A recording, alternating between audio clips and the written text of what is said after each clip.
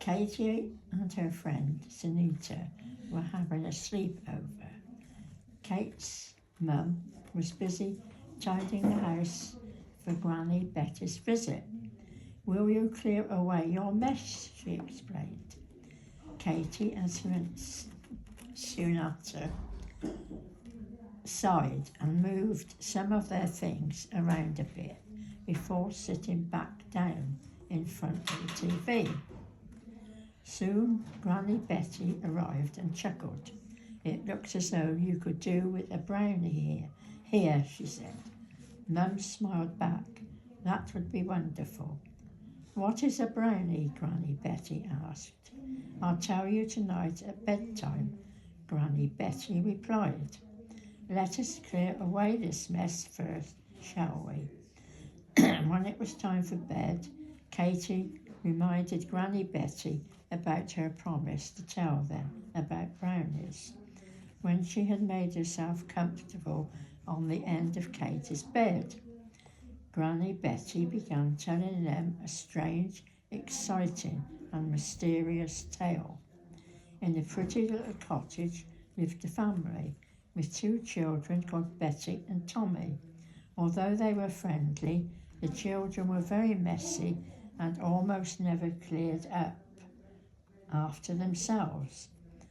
There were dishes to be washed, clothes to be put away, and toys scattered all over the floor. Betty and Tommy did not care. They hated doing boring old housework. What can I do? Their mother sighed. I cannot keep the cottage tidy on my own. If only we had a brownie. What is a brownie, Mother asked Betty.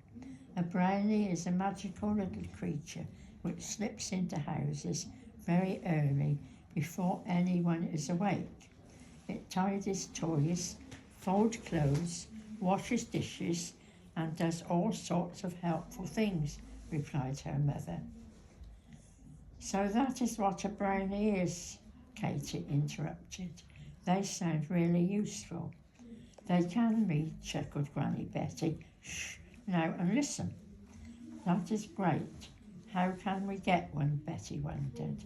The wise owl in the wood might know, I suppose her mother said. Later that night, Betty and Tommy crept out of the cottage into the wood. It was cold and dark and full of shadows.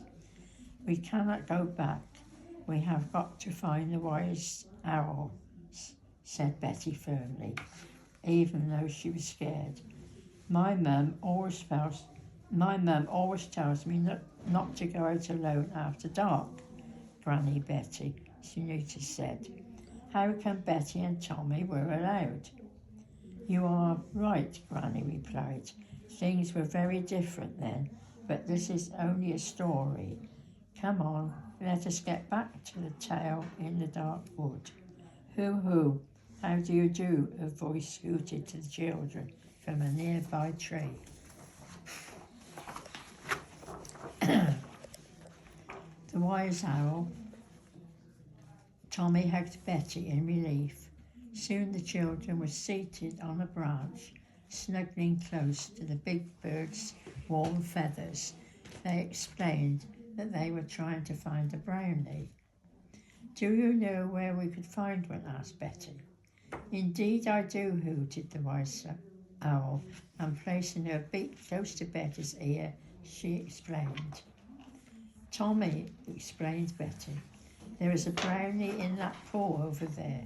I have got to go to the pool, turn around 3 times, look into the water and say, twist me and turn me and show me the elf. I looked in the water and there saw. Hoo, hooted the wise flower. Look into the water and you will find your brownie looking back on you, at you. Her name will finish the rhyme.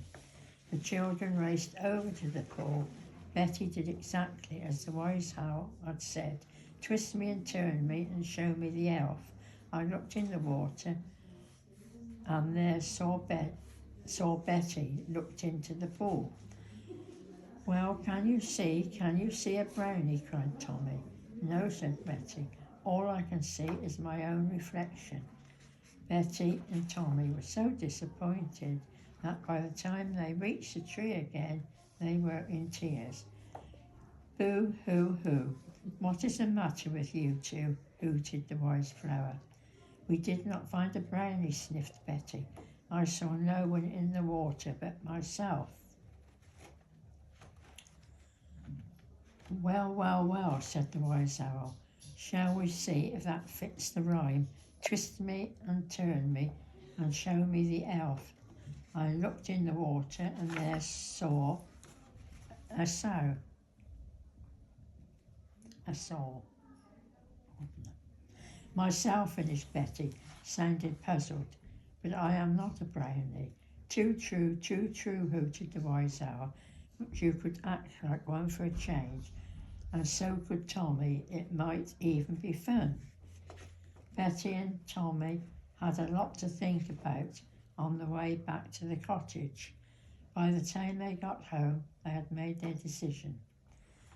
If you had passed the cottage very early next morning, you might have seen a light at the window and two figures busily rushing about inside. When their mother came down for breakfast, she could barely believe her eyes. There were no toys in sight, the washing up was done, and the clothes had been put away. Everything was clean and tidy. Well, it certainly looks as though a brownie has been here. How wonderful, she cried. Betty winked at her brother and grinned. Since then, the cottage has been like a different place. Betty and her brother have been like different children. They are never bored now. They are much too busy planning their secret good turns. When Granny Betty had turned off the light, Katie and Sunita whispered about the story they had heard and about the fun they could have pretending to be brownies. We have been a bit lazy too, Sunita, said Katie. Shall we get up early tomorrow and really try to be more helpful? We can lend a hand at home, but not say why. Before everyone else woke up, Katie and Sunita crept downstairs, tidied away all their things, and laid the table for breakfast. They each promised to be good brownies from then on.